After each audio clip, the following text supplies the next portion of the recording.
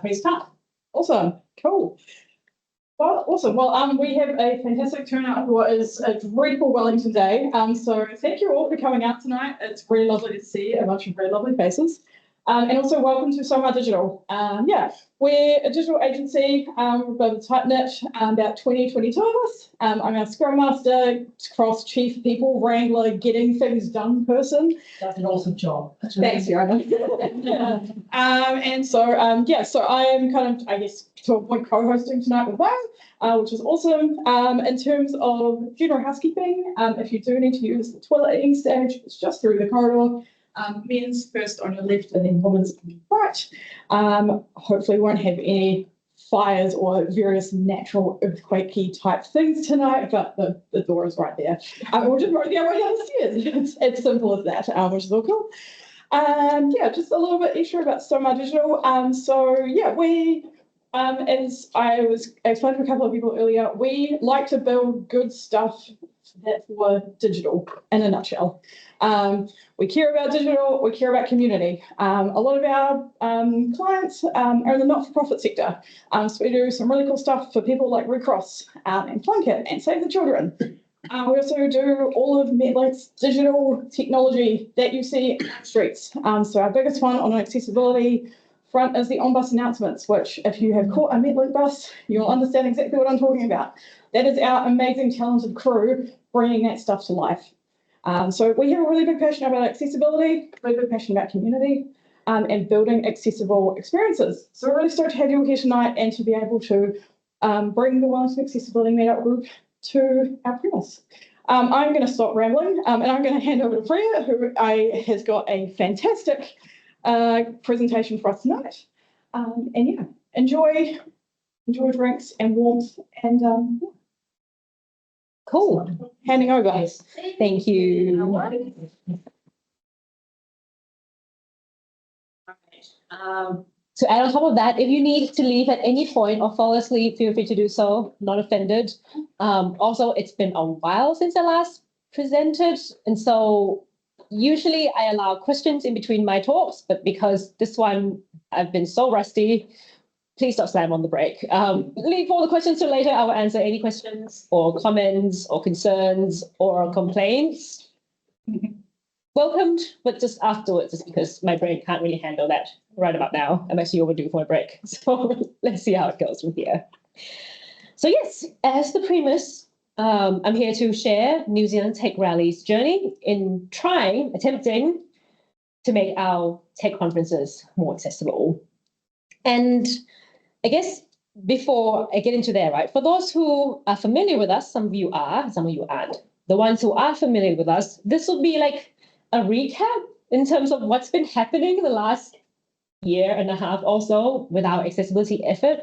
But for those of you who are not familiar with New Zealand Tech Rally, when Aaron, me and Cami started off this thing in 2023, just last year, basically. 2022-ish, 2023, that kind of thing, business registration, initiation, different times.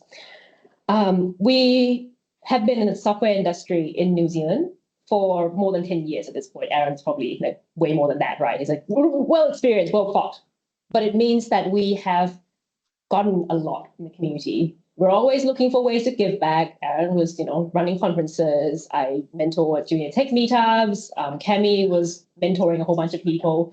So we know that New Zealand tech industry, especially software, could be super vibrant. But we want to see it even more so, even more vibrant, even more diverse in both practice, in the way we run our products, our operations, and both in representation and how we speak on stage, how we record ourselves in our media. If we say software tech, look in New Zealand, when you Google, it's a classic, right? The very vanilla profile. Nothing wrong with that. But we know that that's not a representation of the people who are in tech in New Zealand. So how can we create a platform that brings all that together? Which kind of leads us to this organization, which, provide inclusive spaces to foster local talents. That's what we set out to do. We know that there are lots of groups who are very good at channeling people into tech, right? We have the Cello Tech, we have the university programs. Like there's lots of people for the junior talent, so we're not going to saturate that market. But once you're in, you're up, you're relying on your employer to grow you, essentially. How can we, but for lucky few of us, we have the budget, we have the company who's open to it, we have a good boss, all that jazz. But for many of us in smaller scale companies, how else do you grow beyond that? If you're the only designer, you're the only coder, you're the only person doing Agile or Scrum in software in your company, how else do you grow? And so that came to the idea of like this rallying the talents behind. But of course, that's a big, lofty vision and goal, right? Inclusive spaces and all that. We're starting off with things we know and familiar with, and that's workshops and conferences. That we have experience with this, we'll start with that, and then we'll hopefully build on top of the business from there. So if we look at inclusive spaces, we need to lead by doing. We can't be going, we're going to create a conference, we're going to do inclusive spaces, and then we don't even meet the bare minimum of inclusive spaces, which is, can people even attend the events or consume the content that we're creating? And so that leads me to that next point of, as we're running through this talk, I realized that there is, I think for us, we have internalized this in our co-founders group, but sometimes it is not clear, right? That DEI, inclusion, accessibility, often these days it's all in the same kind of bucket, where as you're bootstrapping your business on top of your full-time job, how do we prioritize? Where do we start? If we have all this lofty mission of diverse inclusion, like everyone can access, if people of all different abilities feel welcome and go in, where's the starting point? And we realized that, well, actually, because we're shooting for inclusion, access is practically an MVP to inclusion. If people can't even get through the door, how can they even ever feel welcomed inside the space in the first place? And so from the UX and the web standpoint, right, that's like great UX and I can click the button and apply for my passport. The difference is, can I complete my task versus this is a nice experience. I feel this is efficient, or I feel like this is a good service. I feel confident in proceeding to the next step. There's different levels here.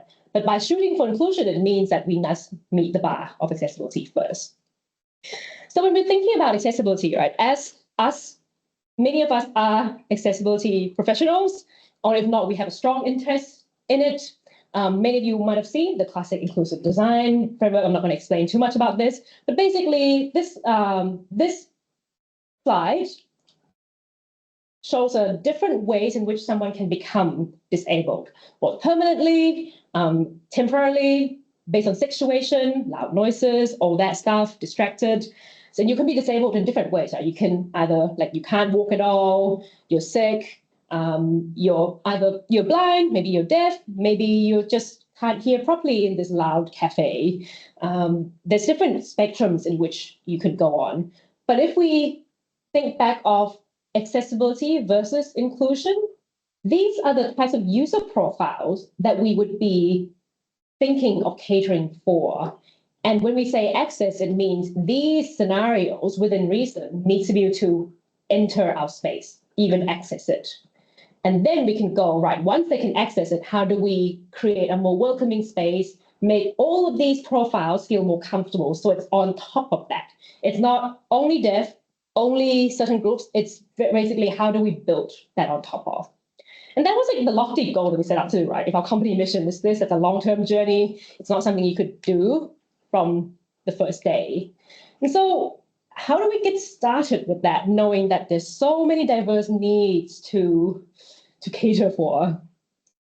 And so first you have to step back and have a look at what resources do we have to achieve this amazing, lofty goal. And the review, right? We have 3 co-founders. As I mentioned, all of us has 9 to 5 jobs. If we really pull our hours, we have collectively about anywhere between 50 to 70 hours or 30 hours, depending on a bad or a good week, collectively to run these events. Now, it takes about 8 months or 6 months in a hurry to organize an actual conference, to do a well-organized one. And so this is considering we're clocking in 30, 50, 70 hours a week to chip towards that goal. We have 2 crew members who are contracting, who do to do design and to do catering, so we can at least offload some of that to them to handle while we have all these other things to do, speaker selection, finding venue, all that jazz. We have, because we're bootstrapping, we have just enough funds to, how do you say this, to fund deposits of the next event. So are we profitable? Yeah. Are we cash flow positive? Sort of, barely, maybe. So, and those are the resources we have. As then, if we talk about us, right, as co-founders, we actually a somewhat diverse bunch of people. I'm from Thailand, Cammie's from India, Aaron's Kiwi, so we all have slightly different perspectives in how we operate and run our business. But even that, we still don't have access to the disability communities. None of us are actively involved in any of them. We don't have access to the Māori and Pacifica tech communities. And so we have to establish that relationship if we want to start encouraging representation at our events. So those are things that we do and don't have, right? Like the 3 of us here. How do we then manage the diverse needs on top of this, using this resource that we have here? And so we made like a bit of a mental checklist in a way. Like, okay, cool. What is inclusion is a long-term goal, so let's at least aim for the MVP for the first event. This is back in 2023. Accessible event checklist, right? At the minimum for us, what's important is we want to make it somewhat affordable, I guess, in a certain way. We can't make it free because we have to earn money to pay for the next deposit, but we also need to be physically accessible, and we need the content delivery to be accessible. When we talk about physical accessibility, right, it's not just people in wheelchairs, but it's like, it's a place barring guide dogs, because there are offices who doesn't even allow guide dogs in. It's only recently when planes allowed guide dogs to come in and respect them. Are they opposed to public transport? Because if it's up in Hill and Victoria University, cool, right? So even if the venue itself is accessible, getting to the venue, how do we make that easier and friendlier for the crowd?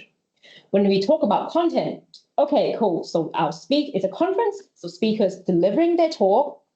There are ways to consume that talk. If I'm in person, then I need to be able to hear the speaker. I need to, like, if I'm here watching the recording, I want the recording sound to be relatively clear so that I can understand what they're saying. If I can't hear, then I need to be able to visually see perhaps what the speaker is saying. If I'm an NZSL or New Zealand Sign Language user, my preferred format is to get my content in the language, my first language, which is New Zealand Sign Language. And so there's a whole bunch of considerations around there. Same as materials after the event, right? So that's caption, references, resources. Because if we're aimed to be an educational platform growing people's career, then you can't just put a talk on YouTube and just leave it at that, right? There'll be terms people don't know. There'll be resources speakers are referring to that maybe it's a super Kiwi context that me as a migrant have no idea. What is that? What is that thing you refer to? What is a Te Reo Māori opening? I'm not sure what they're saying. Can you get translation? So we tried our best to be, so we're looking at different ways in which any event can be accessible. So this is one of the things we have in our head as we're planning. So as we plan the 2023 Tech Rally, that was in July last year, we decided, okay, cool, looking at our budget, working very hard on our spreadsheet for hours and go, we could do $110 and $200 ticket. It's not cheap, but that's kind of as much as we could really reduce the price to without having no safeguards or nothing left, and have something left over to fund the next event. Because everything's cheaper if you pay the deposit. If you're using services that are on demand on the day, those are always way more expensive. And so we need those profits to fund the next event. In terms of physical accessibility, we're like, well, universities, because new campuses at Pivotier, it's a relatively new campus anyway compared to Kelburn. It is right next to the biggest train station in Wellington. It gets there are regional trains coming in. And so people from Palmerston North, they can train in for the day and train out. They don't have to stay to accommodate. And because it's a university, there's a certain built-in accessibility thing, right? The ramps are already available, the floor is already smooth. The lecture hall that we're in, the stage is actually on the ground level. There is no elevation. And so if, let's say, a speaker is a wheelchair user, they could wheel themselves right in on the stage, or they could wheel themselves to the front seat and their room's there. There's also things that we have to do for the content to be accessible, right? Prep the speakers, tell them, hey, we're going to have NZSL interpreter, or we're going to have live caption. Please prepare material beforehand. Tips for your slide, make sure that it's high contrast, easy to read, not so busy, all that things. We also decided, no, our company is going to provide these recordings of the conference for free. So essentially, people who are paying for tickets are funding the free content to be shared afterwards. Then, of course, New Zealand Sign Language, and then automated. At this point, we were like, right, of all these things we're trying to provide as a default, we now have just one bucket of money left, and we have to choose between NZSL interpretation or live caption, which is the first year. We just can't get away from it. Now, we were like, well, at this time, automated caption is not great, but it gets us like 80% there, sort of. If you're you're speaking slowly enough, or if it's a public speaking and your sound is routed in properly. And so we could kind of afford to do live automated caption, but if people prefer New Zealand Sign Language, chances are they will struggle to consume the content any other way. Like reading will be too fast, because if speakers are speaking fast, then they're not interpreting well enough or fast enough. There's consideration, like, so of all if you had to choose between sign language and a live human captioner, we ended up deciding on New Zealand Sign Language. But another reason why we decided on that is because there's a lot more moving parts around New Zealand Sign Language. And we believe that if we tackle the most difficult problem that we have, then it will get us most of the way there. It'll be 0 to 50%. Because if we start tackling like, oh, we'll just add this one little bit here, then we're going from 0 to 1 to 1.5% to 3%. This is also a concept of the big rocks. If you imagine that your task is to fill a jar or a cup of water, and you get given a whole bunch of rocks, loose rocks, big rocks, small sand. If you are solving smaller, low-hanging fruit problem first, by the time you finish filling your jar, the jar doesn't have enough room for the big rock to fit in. It would never fit in. But if you put in the biggest rock, or try to fit in as much of those big rocks as possible, there'll always be gaps of loose sands. There'll be enough brain space, enough resources left to fill in those little things. So this is also, so with that in mind, we see New Zealand Sign Language is like, well, that's our big rock, the most unknown. We're most unfamiliar with it. We don't know that have access to the community. This feels like a right way to go, but it's also a very visible way to show that we're trying to create a space to include people who use this New Zealand Sign Language. And so with all those factors, that's why we're like, okay, cool, there's a goal. Vic University has some sort of beautiful New Zealand Sign Language on stage, represent, and then, okay, fine, we'll provide automated live caption on the side and see how it goes from there. And of course, fast forward to on the day. The photo I'm showing now is a photo of our keynote speaker. She's made a lovely talk. That was a talk that, go watch it. She's a very good speaker, but also her content was very interesting. But she's alone on the stage. There is no sign language interpreter sitting next to her, signing away. This is because 2 weeks before the event, the sign language interpreter had to drop off, the local one in Wellington. And that's fine. There's other option. But the next available one who's willing to accept the job are from Auckland. And to fly them over, that would double the cost of sign language interpretation. The money which we do not have for this event if we want to be able to survive deposits of the next event. It just doesn't make financial feasibility. And so we're like, okay, cool. We could still push for this. Like, it's our value. We could still push for this, but is it within reason? So we looked at, well, how many attendees actually requested sign language interpretation? We have a box. We say, do you have access needs? You have wheelchair needs, sign language interpretation, live caption. No one ticked any of those boxes. Many reasons why, but one of the main ones is we don't advertise. We didn't tell the disability community that this event is actually accessible to you, that you don't have to arrange your own sign language interpretation, don't have to arrange your own device. You will just turn up and you will be able to consume the content. We never told any disability community this, but that means that we don't have any attendees. So if, let's say, we stick to our values and we fly the interpreter over from Auckland, they'll be signing to a camera. We're flying someone from Auckland to sign to a camera so that their recording could be shared later. So values doesn't seem reasonable. Doesn't seem like the right way to be using the interpreter's time, the resources we have. And so we go, now we're going to switch track. We're going to move this bucket of money and then book a live human caption instead. It's especially important because this is a technical conference and there's lots of tech terms that are misspelled or spelled incorrectly. Like Cynic is not SINYC, it's, SY something, right? Like the text spelling and names and stuff are hard. So having a human live captioner, having a dictionary of these words already, they're better at like transcribing some of these. And also, we believe that, okay, cool, even if sign language is not available, having live human caption would just increase the accuracy, increase comprehension. And if you are deaf, if you are attending a tech conference, I was told anyway, chances are you have gone through university education, probably without sign language anyway, because the whole computer science degree is not exactly New Zealand Sign Language friendly. It's all in text, it's like technical terms. So chances are our target audience would appreciate NZSL, but it's not a bare minimum criteria for them to consume the content even, to comprehend it. And so we're like, okay, fine, at least if the live caption is accurate, they could still consume the content. It won't be their preferred format, but it'll still be accessible to them. And hence, we switch.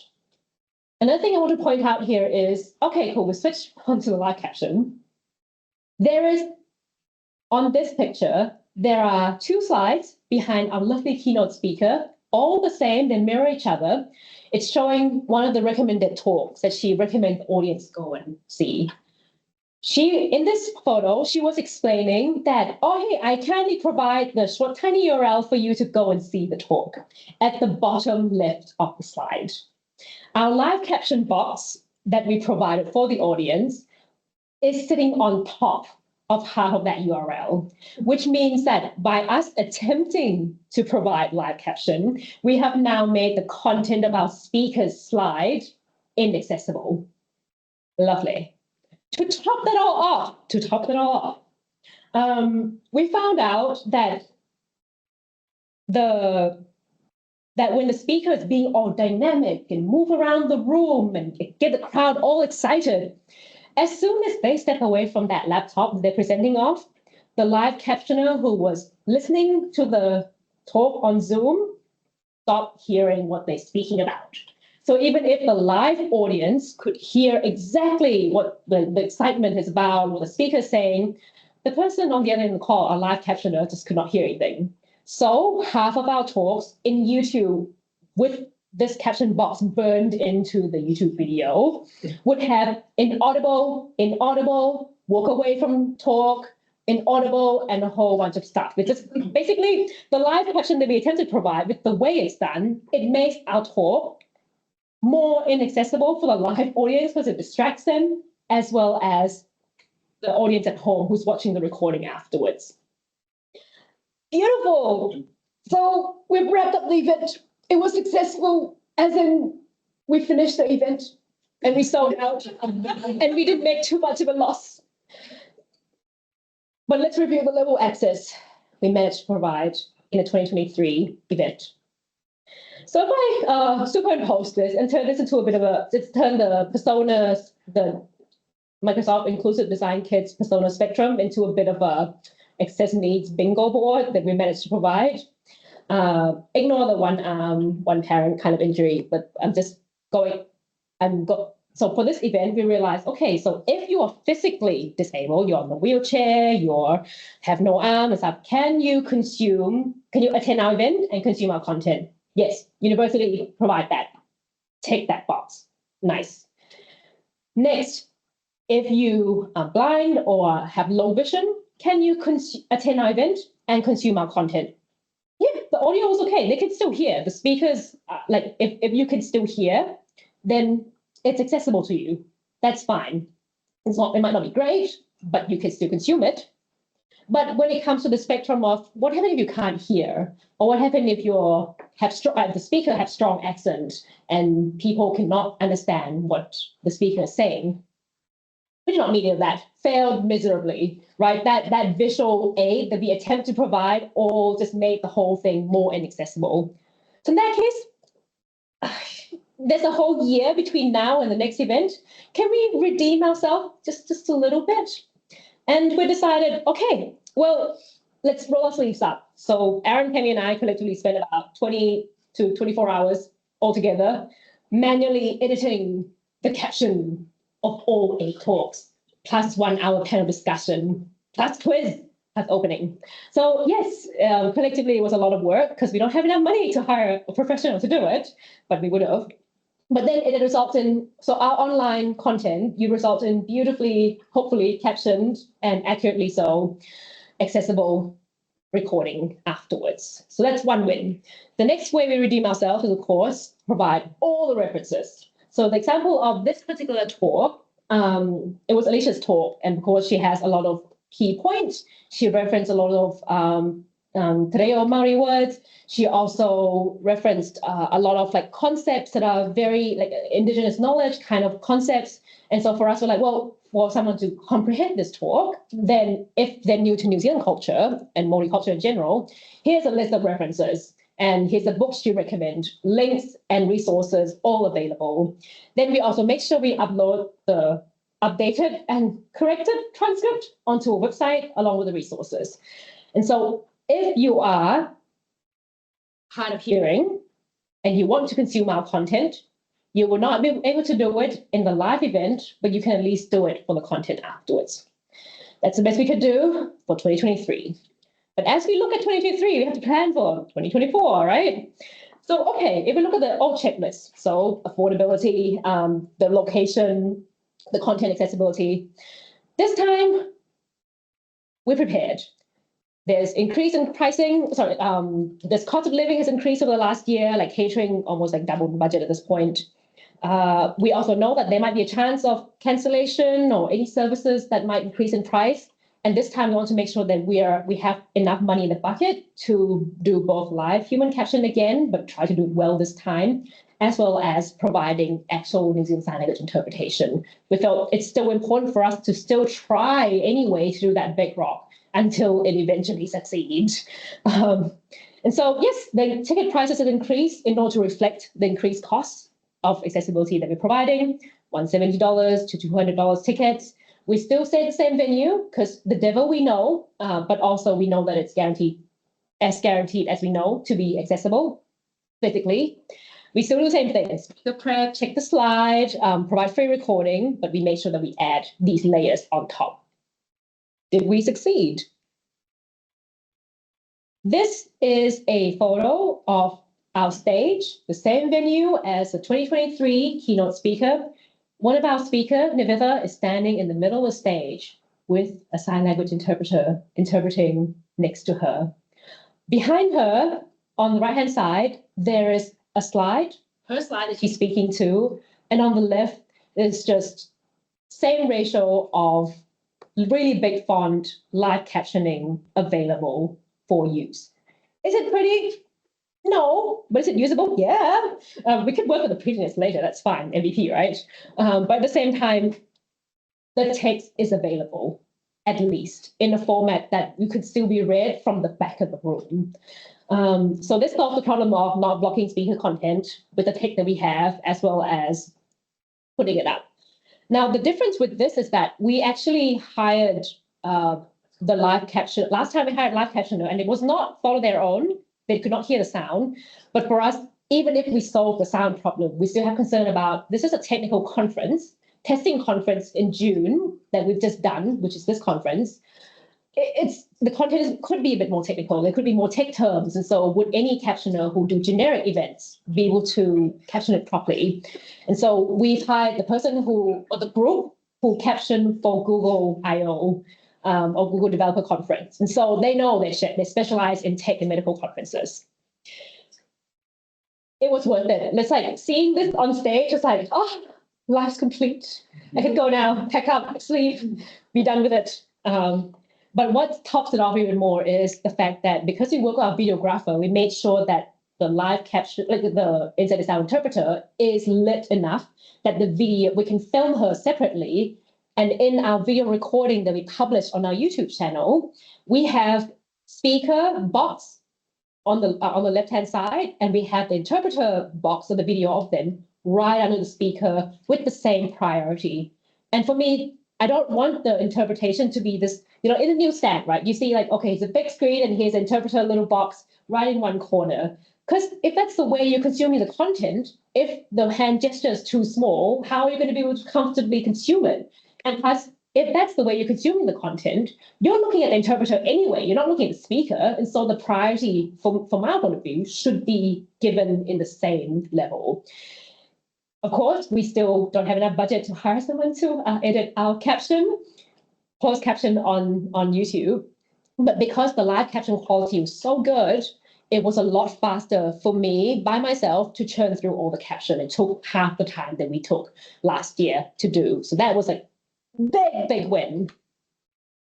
So there are also problems too, as all things. There are things that, of course, didn't go so well. Vic is a university. All universities have their fundings cut. The admin staff is cut to bare bone, made redundant. Of course, technology in lecture theatre would be back of the mind. We'll worry about it once it's broken kind of fare.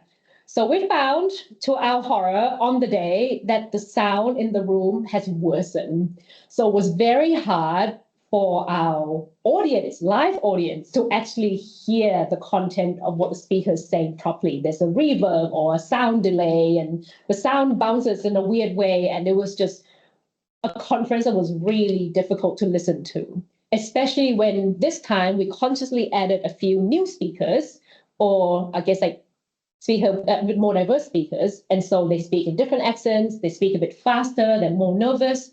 And so imagine the sound quality issue, as well as fast speaking, as well as strong accent. Audio was just an issue, full stop. Regardless, even when this time, instead of routing the sound from the speaker to the laptop to the live captioner, we go, no, recording was fine last time, so we're routing our videographer is the one dialing in the live captioner. So whatever our videographer has in the recording, that sound is being routed straight to the live captioner. But if the microphone that was being used for the source is shitty in the first place, well, we're screwed, pretty much. On top of that, the live captioner, the NZ Sound interpreter was sitting next to the speaker. Now, usually in other, if you're seasoned with working with NZ Sound interpreter, because we're not, this is our first time, it's easier for them, like ideally they be positioned in a way where they can see the speaker as well as the live content that's being displayed to the crowd, because then they don't have to rely solely upon their ability to hear to interpret. There's multiple cues, the speaker's switching, there's like, if any information on stage help the interpreter interpret live. Because the room sound was really bad, the interpreter was struggling to hear the speaker, but because they're sitting in front of the screen, they can't see. So if you're watching the recording online, if you know NZSL and you feel that the NZSL interpreter isn't doing as good a job as they could have done, don't blame them. It's the room. I feel like they've done their best to get this through the door. The fact that they've done this for our whole day with the poor sound quality is just professional. So good, so good. And of course, lastly, we have socials after the conference. That's where you network and do things. Our socials venue this year is at the Thistle Inn. And if you have been to the Thistle Inn, the oldest pub in New Zealand, it's pretty. the main access is through stairs. And even if you found a way in, even if there was a side way in, the room that they reserved for us is through like this narrow ass doorway that even I can barely fit in. I'm a small person because you can't see me on the top, but I'm a relatively small person in New Zealand. And so I can barely fit into this door, and it's up even steeper stairways into a very loud, vibrating noise reverb space. So the socials was completely inaccessible, even if they wanted to join in. So that was a problem we identified, and we're like, fine, we'll try to find a way to deal with this.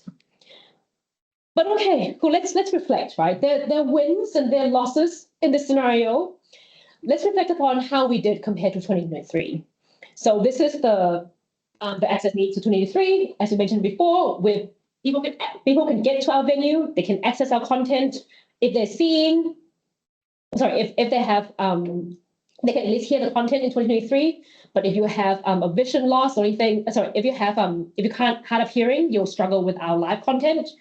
For this year, we've managed pretty okay. If we're going to take boxes, right? We've win some, lose some. We stayed physically accessible. We've lost the crowd who would have relied upon hearing to comprehend, though, because the sound quality is so shit all around. But to make up for that, because we provide pretty accurate live caption, as well as news and sign language interpretation, even if they can't hear, even if the speaker has strong accent, even if they were speeding through their talk because they were nervous, the audience could still comprehend the talk. Not well, this is a great user experience. Is it accessible? And the answer is yes. And so overall, we've ticked more bingo boxes than 2023. It's not perfect, but we're getting there. We feel like we've met some sort of milestone. And of course, that was only one of our conferences we're hosting this year. We're actually hosting two. We just hosted New Zealand Testing Conference in June. We're hosting New Zealand Tech Rally in November this year. So there are things to improve upon, right? With this next 5 months, 4.5 months also of time that we have left, we can now focus on audio accessibility. We're moving away from Vic. As much as we love Vic and being close to the train station, it's just that audio issue was just, I'm done. So we're going to try this fancy ass new venue that, because it's new, Takina is supposed to be accessible, I think they have very little excuse not to be accessible. Brand new build, we've changed, there's really wide entry. Apparently they have assistive audio listening system built into the venue, so we might try that out. There's also a professional AV team that we're required to use, and so I'm going to milk them like crazy. I'm like, hey, I have these problems. Can you solve it for me? Because I'm forced to pay you this time.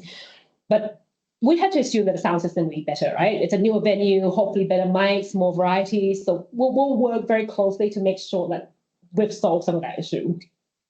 There were some slides that were we found out last minute that was not accessible. Some speakers using like this teal and white combination. And as much as I love teal, I'm wearing one right now for people at home.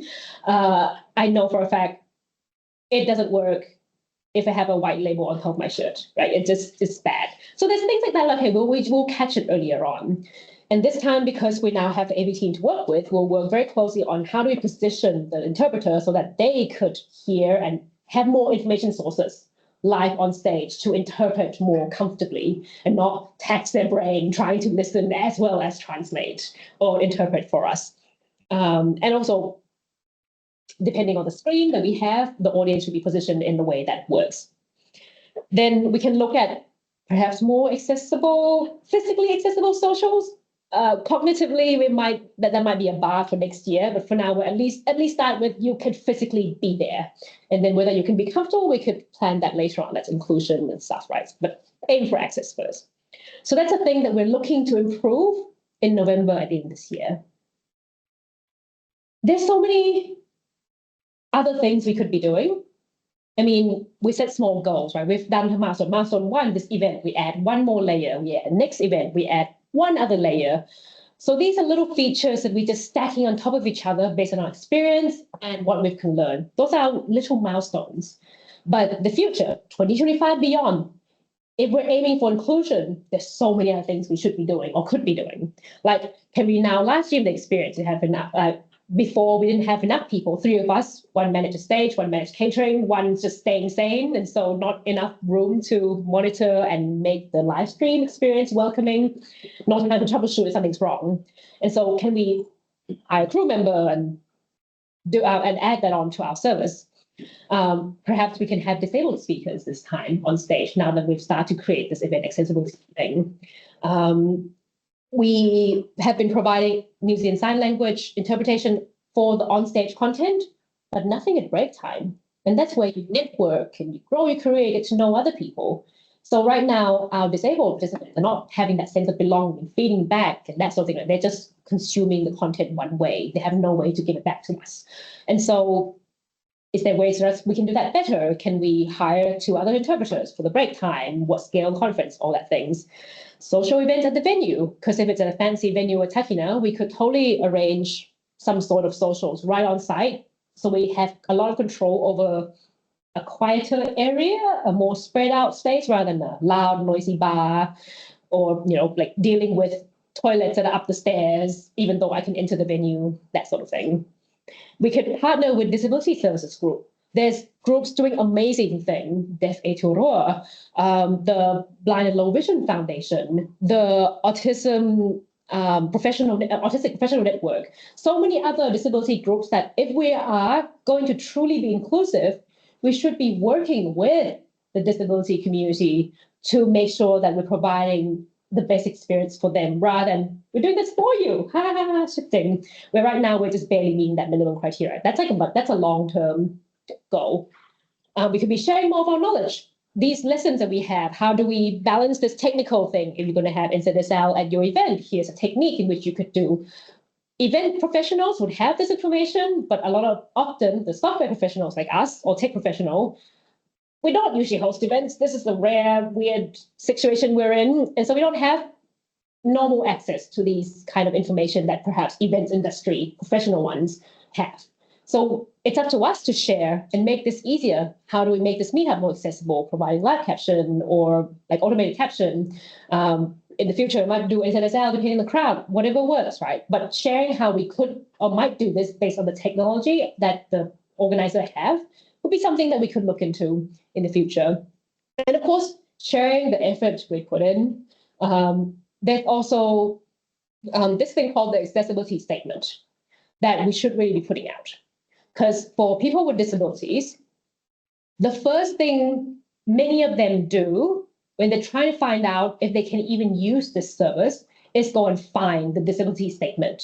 Usually at the bottom of the screen or next to FAQ or whatever, like can I use, I don't know, MYOB? Can I use Xero? Can I use the Medlink app? If you don't have that statement, many of them will just assume you're not for me. It's too much effort for them to even try to use the service because they've just been let down so many times. So without the accessibility statement, which is like almost like a gateway and go, we're doing all these things, we're working on these things, you can expect this from us. Here's how you can contact our accessibility group or whatever. So without this on our website available, then it will deter even more disabled communities to participate in our platform and to join in. So that's something that we can also look forward to.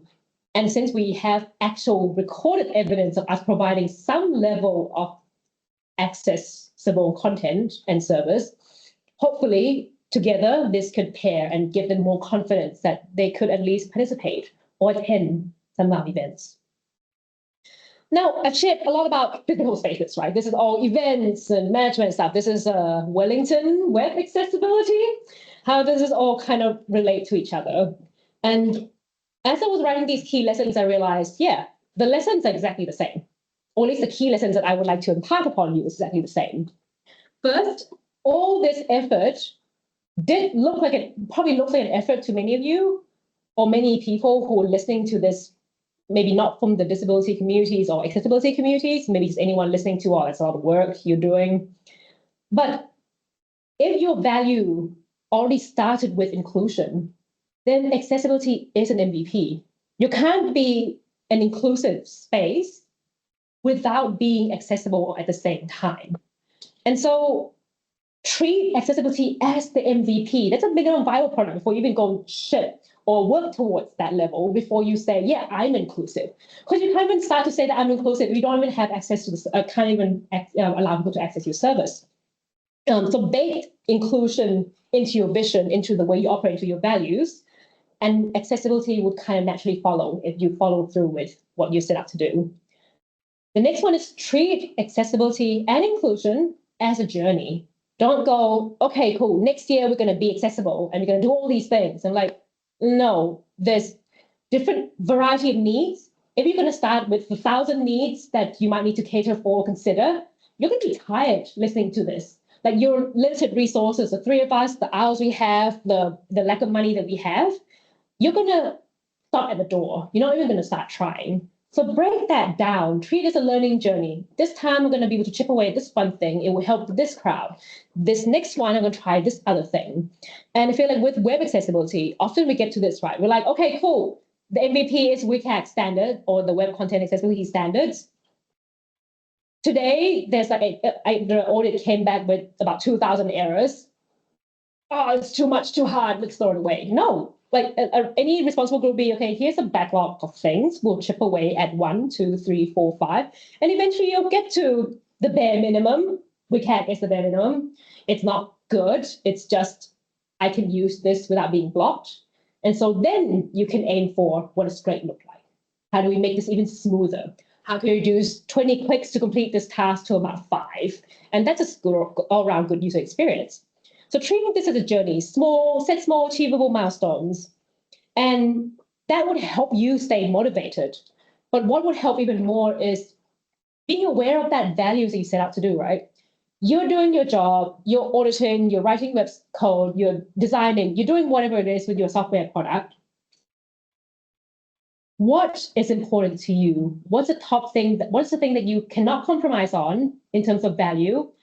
And what can you do to get yourself close to that value? Because we're not compromising values, we're compromising on how we get to that value. There's a difference.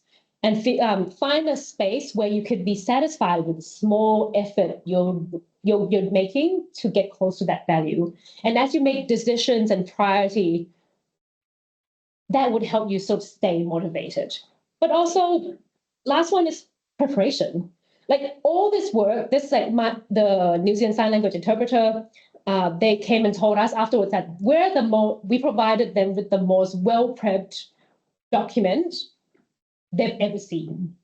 And they liked it so much that they wanted to borrow this as a template to go and perhaps use it with other clients. They're like, that's a bit overkill because our event just have way more information where we have that luxury. But that's like a testament, right? Like because the interpreter saw how much effort we put in on the day when they were saying, oh, with this speaker, we just could not interpret properly because of the sound issue, the speed.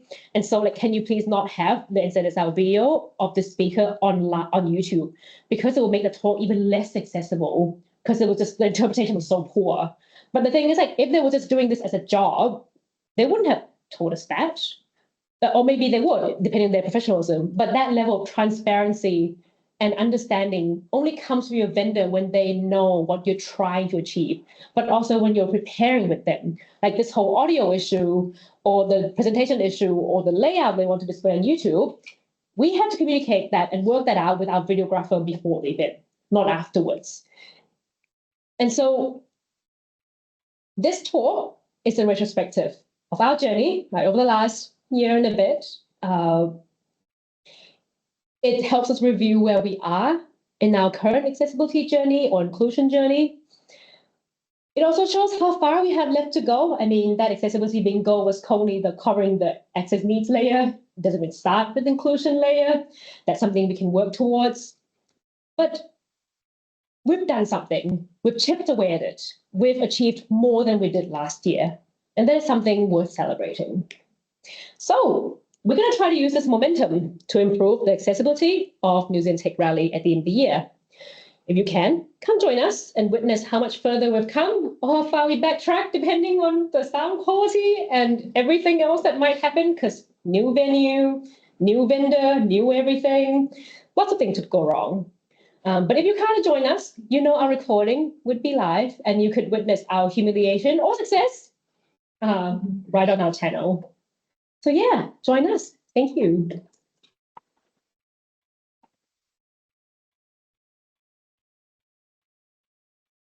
Oh, thanks, Brett. So we do have time for Q&A. Pizza is here as well. I'm sure people are itching to. It just arrived. Yeah, literally just arrived. Yeah, but we can do Q&A first. I was trying to get access to the Teams, so I can't see the chat, but maybe we can do that to see if anybody has any questions there. My question, just to like start Q&A, I guess, for Prey, how, you mentioned there's a lot of goals, lofty goals that you had and you wanted to achieve. How do you keep the motivation there? You have like these values there and, you're hitting roadblocks. And I think that's common for when we're in web accessibility and, we want to do this thing and we talk to our team and, people don't really see the value in it or they think it's going to be hard. And so how do we stay motivated to keep doing it? I think there's two ways we do it. One is having these reflections, like after each event we have a retro, then we can compare, like what I just did, compare last year or last time to this time. If there's even a slightest improvement, let's celebrate that. Like if there might be backtracking, but if overall there's like one little bit better than last time, let's work hard to celebrate that. The second layer is feedback. It's great. Now we don't have feedback from disability community, but with the latest conference, there was feedback on like, oh, I could not hear the fourth, fifth speaker at all, but like, thank goodness, like really appreciate the live captioning. It helped me. We had other comments who go, oh, English, my second language. Like the live caption was like lifesaver. Thank you. We had feedback from actually there's 2 deaf attendees and we invited over from Deaf Aotearoa network. And they were saying, yep, cool. Like the content was great. We are able to understand it. We can now tell our colleagues that, hey, there are some things going on here. So I feel like customer feedback helps with the ego and the motivation because you can be intrinsically motivated, like the first method of reflection, but external gratification is great too. I think it makes a good point for like intrinsic others as well, as if you have feedback from customers or people saying like, oh yeah, this was really helpful, that the color contrast is really nice or whatever. It's really can be really useful to convincing other people on your team. Yeah. Can I so I work very on this. And for me, do I need to move closer? No. I'm just seeing if there's other questions, but please. Okay. You keep talking. Yeah. So because we've got a mission statement that we actually like believe in, it's not just words, and we thought. So it is to provide inclusive spaces, and but basically, like if we're not building accessibility, if we're not doing our job, so it's like, how do you stay motivated? It's like, well, how do you stay motivated to do like the minimum as Brady said, like if we're not doing it, then we don't. Why are we here? And not actually doing our job. So yeah, like just it's baked into the DNA, like as species. It's like baked in on the ground up. It's not an add-on, so it's not a case of it's not optional. It's what we do. Yeah, nice. And that could apply to teams as well, right? Like it's hard when we're in organizations to influence the entire organization if we're not at that level. But if we're like a team of 2 designers or 2 devs or whatever, we can decide amongst ourselves that this is what we want to do and this is how we're going to exist and create the products that we're doing. Yeah. Does anybody else have any questions? So, how do you manage? Because one of the things through your presentation was, I guess, the commercial aspect. How is it a viable position? How do you manage the viability of putting on something like this versus having to try and make something 100% accessible, knowing that actually, in order to make it 100% accessible, you're probably going to have to forego on profitability. I just find that incredibly challenging. And that's why, for me, this kind of stuff should be government funded to be truly accessible. Shouldn't be reliant necessarily on us doing the fantastic work. But how do you manage that? Because I just find that a really challenging situation. And this will be a problem that we're ongoing as well, because startup situation, startup resources, and this is where we have to be probably have combination of revenue streams. So there's like, if we want to truly be affordable, we should be free, right? This is where is that line? So like how much dialing can we slowly jack up until it meets that criteria? We also know that sponsorship is a main source of income and it's really hard. But at the same time, we cannot charge what perhaps like the UX New Zealand used to charge or Webstone used to charge, because they just have like those events have way more exposure, been around for so long, they could charge $6,000 per sponsorship. Where for us, like, well, even charging $1,000 is like a huge amount of money to some companies because our reach is so small. So I feel like how much we could, like how soon we can get to our inclusive ideal state will depend upon our runway. And so as we hopefully clocked up more of these things, the people who are already sponsoring those other events that are not caring about us, we can convince them to be on our side. Mm-hmm. And it is a bit hopeful, but at the same time it means that we will not just go next week we're going to have New Zealand Sign Language interpreter for all breakout spaces. We're like, no. That just doesn't make financial sense for us at all, even if we wanted to. So it's like yes, our bare minimum, the way we're doing it will eat into our profit margin. But in that case, we project for that. We're like, well, okay, cool. At what rate are we expecting to grow our business? If we're doing it this way, it will be slower, but is that acceptable for us? And that's a trade-off that we have to make as business owners. If we want to scale, the profitability and cash flow to come into. Can we get funding? Eventually, maybe once we have a few other events on our belt and have more profile, we might be able to ask more government funding, Callaghan Foundation, whatever available. But because we're so early right now, we can only really aim for MVP one at a time. I have got one follow-up question. Do you, in order to help inform where you should invest your money in terms of accessibility, whether it's interpreters and what have you, do you do any pre-conference research and post-conference research that will actually help inform you make better decisions going forward in terms of where you're going to get your best bang for your buck, both from an accessibility perspective, but also from a profitability perspective? So this is where like so context for others, I'm very close to the UX researchers and designers at my work, even though I'm a software developer. So I understand the importance of actual research to validate or to check your assumption, like keep your stuff in place. And so as much as we would like to do that properly, that will going to cost money to research. And we want to do it, but that will have to, hang on, like my train of thought was coming. It's not saying I had to wait. I had an answer to this when you were listening to the question. So short answer is no, we're not currently, because we can't do it well right now. Like I'm a software developer, my co-founders are testers. So our skill set just doesn't lend itself to like doing a proper interview and stuff. So all we can do is to tap into the free resources we have. And that's the fellow event organizers and the communities. Oh, that's right. So as we're building extending our runway to profitability in the next however long, 3, 4, 5 years. For now, the next reasonable research access that we could get would be via these the foundations, like the blind and low vision foundations, asking for their expert advice. Even if we can't interview their employee or their community, we can at least ask like, hey, based on your experience helping your community, give us some more tips or more advice based on our effort. So we can at least give free tickets to those communities to encourage more feedback. And those are the lower cost way that we could run. Of course, proper research would be like, beautiful, we love it, excellent. But that's depending upon our runway for the future. And that would depend upon how big we can make the event and when we can get more sponsors on board. We have a question on there. You can read it out, and then I have a question as well. Do you want to read it out loud? So the latest question, there must be others, so I didn't know. Yeah. Also, people online, if you have questions, can you please type them anew, because we're only just reading them now. Sorry about that.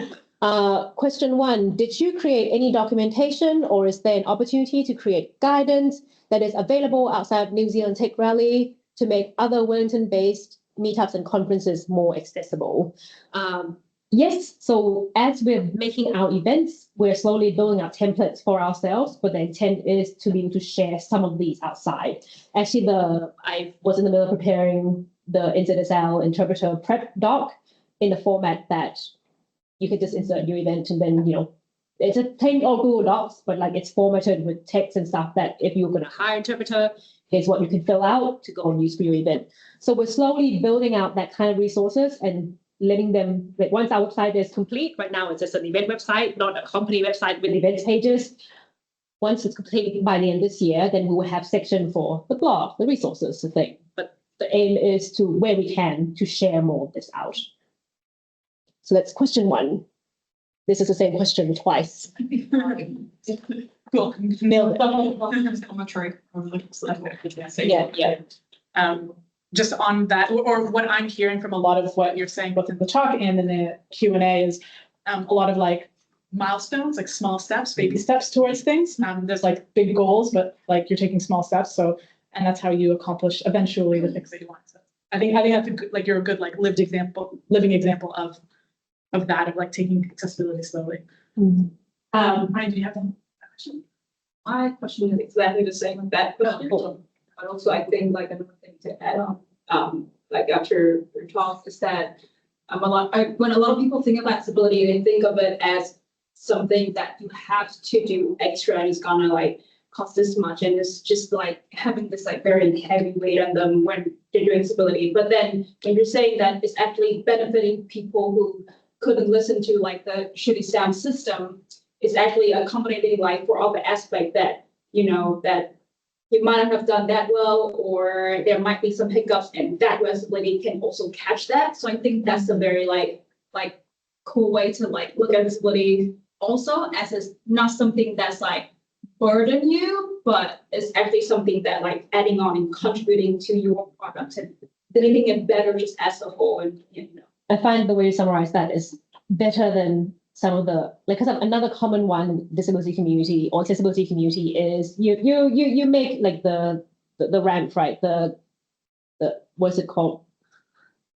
The ramp, the curb cut, the curb cut effect, where like, okay, we make the curb cut, it's for wheelchair users, make it safer for them, but then people on the stroller and bicycles and stuff can use. So that there was always this narrative that some people in the disability community actually detest a little bit, where you do it for one use case and it benefits a lot of people, but where the way you put it is like, well, think of it more like a redundancy system, like in aircraft, right? Or like in building rockets to go to the moon. Like if you listen to how they engineered the redundancies of these things, it's like, okay, well, we need to launch people to the moon.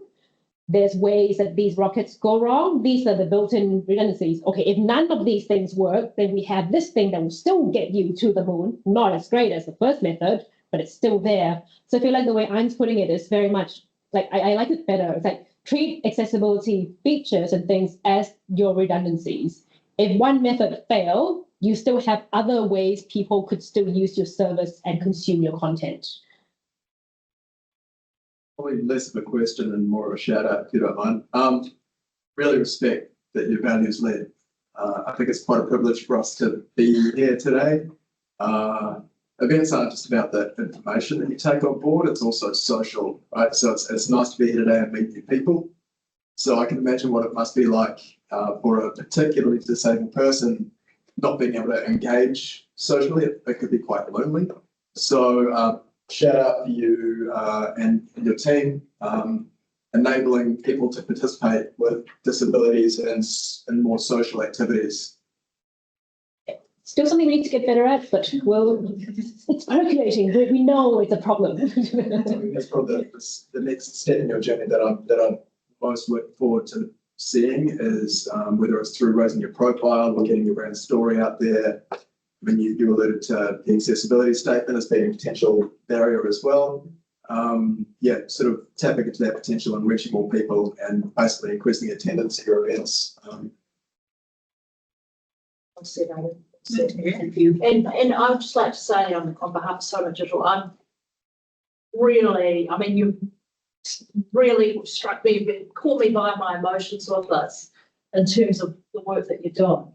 And if there's anything that Soma Digital can help, it is a pro bono, whether it be the research, because I do actually personally believe that that's really important to help people. So, the social. They're giving each other looks, they're giving each other looks. Sponsoring an event going forward, we would love to be part of it, because as Jess so rightly said, we are genuinely on board the bus, in terms of delivering great accessibility for all New Zealanders and providing quality of access for all New Zealanders. And it's something we at Soma Digital are really passionate about. So if we can help you in any way, we would be happy to.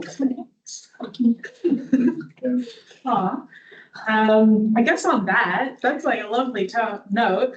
I don't know if there's any other questions. A comment to add on to that, they're going like, they understand that loud reverberating places just makes some conditions even worse. Yeah. I know people have like pizza on the brain, so we'll like. Yeah. There. It was a great note to kind of just, well, first off, let's say thanks to Pray. I know it's not.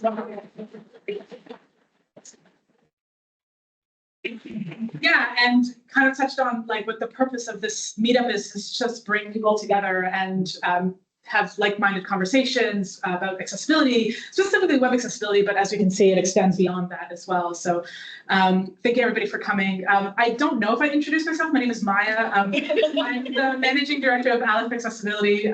We're an accessibility consultancy, auditing, consulting, all that kind of stuff. We can talk later if you want. She's running a workshop with us, by the way. Yeah. See her face everywhere now at that too.